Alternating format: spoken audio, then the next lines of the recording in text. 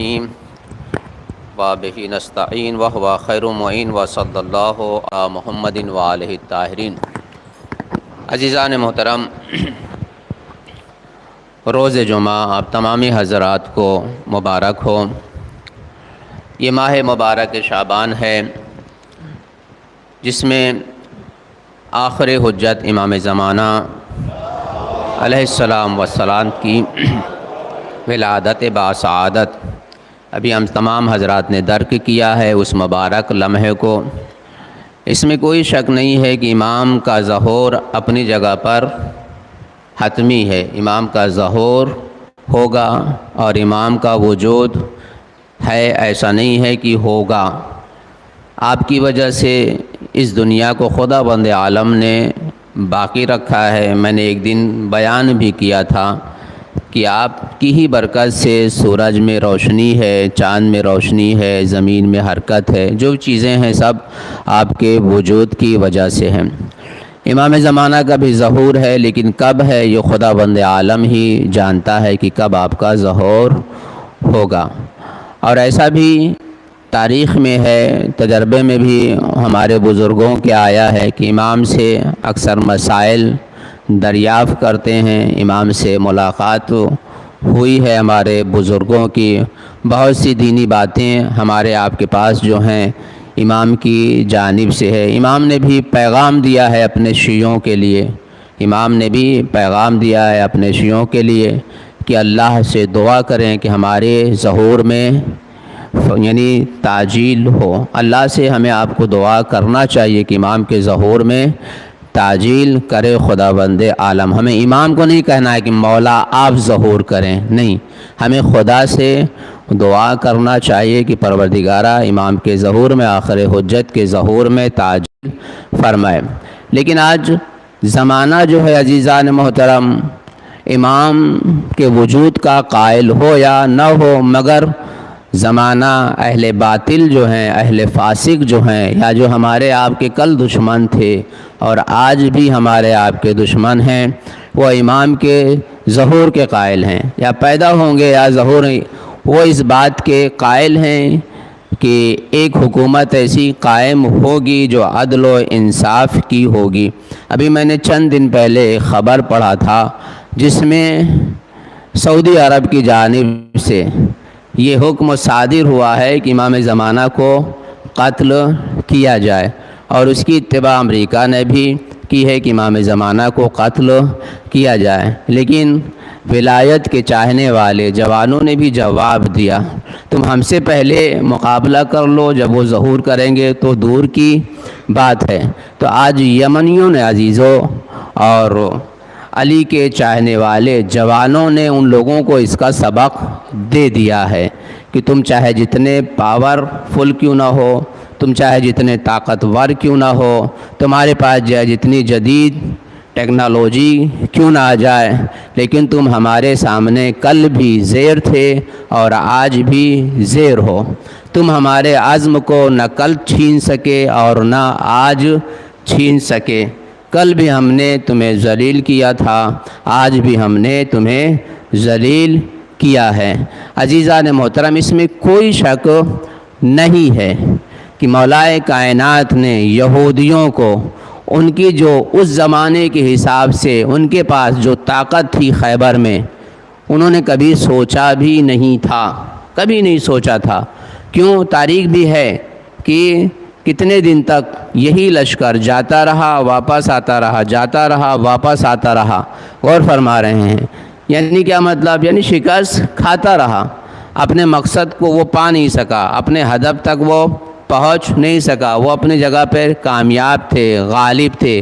کیوں؟ انہوں نے جس حساب سے اپنے بچاؤ کی تیاری کر رکھی تھی، ان کو یقین تھا کہ اس کو کوئی عبور نہیں کر سکتا، اس قلعے کو کوئی فتح نہیں کر سکتا، اس دروازے کو کوئی کھول نہیں سکتا، اس خندق کو کوئی عبور نہیں کر سکتا۔ لیکن مولا کائنات نے پلک جھپکتے ہوئے ان کے تمام خوابوں کو پانی میں ملا دیا، ان کے تمام سپنوں کو چکنا چور کر دیا، جو انہوں نے سوچا بھی نہیں تھا۔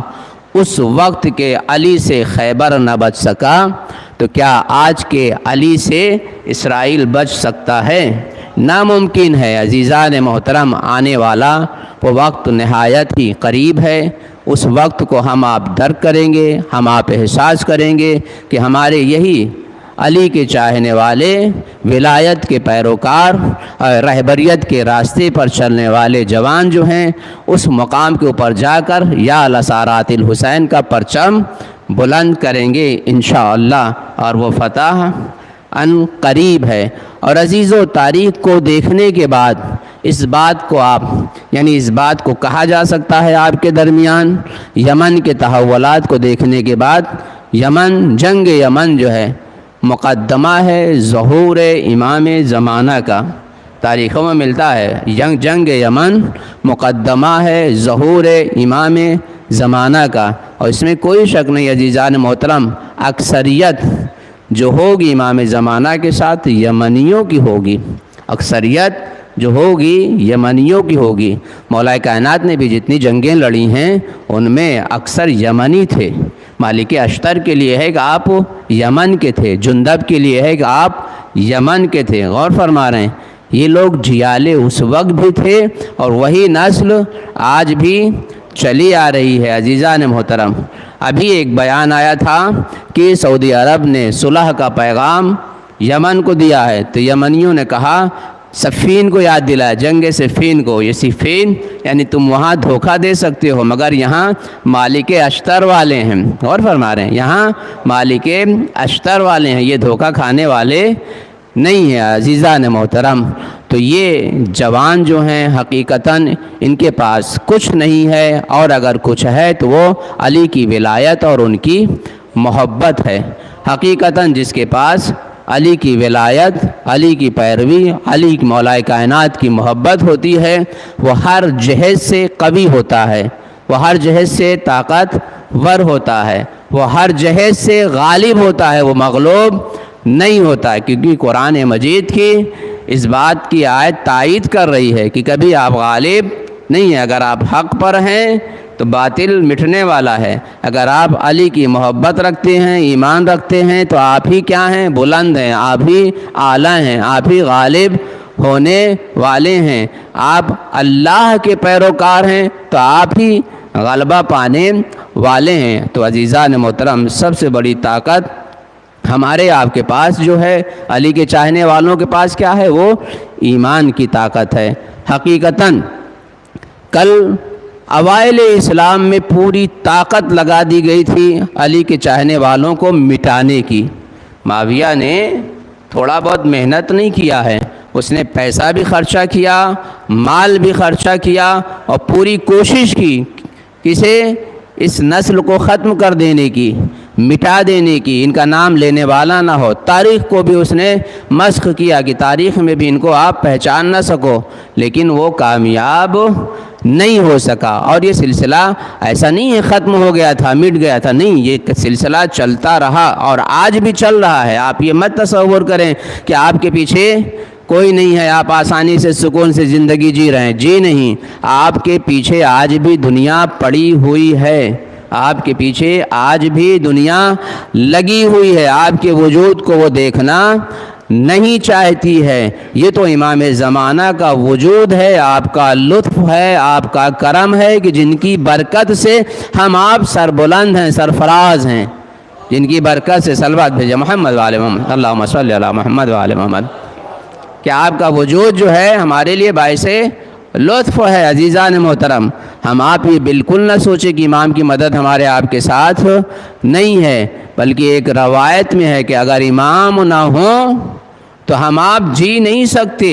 غور فرما رہے ہیں، امام کا وجود ہماری آپ کی زندگی کا سبب ہے۔ تو حقیقتاً دنیا پوری طاقت کے ساتھ، پوری توانائی کے ساتھ، پوری قدرت کے ساتھ، ہر طرح سے شیعت کو مٹانے کے لیے سیریا میں اکٹھا ہوئے، عراق میں اکٹھا ہوئے، اور یمن میں بھی وہی مسئلہ تھا، وہی سیاست تھی، لیکن کہیں پر وہ کامیاب نہیں ہوئے۔ تو اس کی کیا وجہ ہو سکتی ہے؟ کیوں کامیاب نہیں ہوئے؟ کیونکہ وہ بغیر رہبر کے تھے، ہمارے ساتھ رہبر ہے۔ وہ بغیر رہبر کے تھے، رہنما کے تھے۔ ہمارے سر پر رہبریت کا ہاتھ ہے، ہمارے سر پر آخر حجت کا ہاتھ ہے۔ جس کے سر پر رہبریت اور آخر حجت کا ہاتھ ہوگا عزیزان محترم، اسے نہ کائنات کل مٹا سکی اور نہ آج مٹا سکتی ہے، نہ کل مٹا پائے گی۔ تو عزیزان محترم، امام کے ظہور کے لیے امام کے اس میسیج کو کہ ہمارے لیے دعا کرو، ہم سب کو مل کے دعا کرنا چاہیے کہ پروردگار عالم آخر حجت منتقم باللہ کے ظہور میں تعجیل فرمائے اور ہم سب کا ان کے ایوان اور انصار میں شمار فرمائے۔ بسم اللہ الرحمن الرحیم، والعصر ان الانسان لفی خسر الا الذین آمنوا وعملوا الصالحات وتواصوا بالحق وتواصوا بالصبر۔ والسلام علیکم۔ اللہ اکبر، اللہ اکبر، اشہد ان لا الہ الا اللہ، اشہد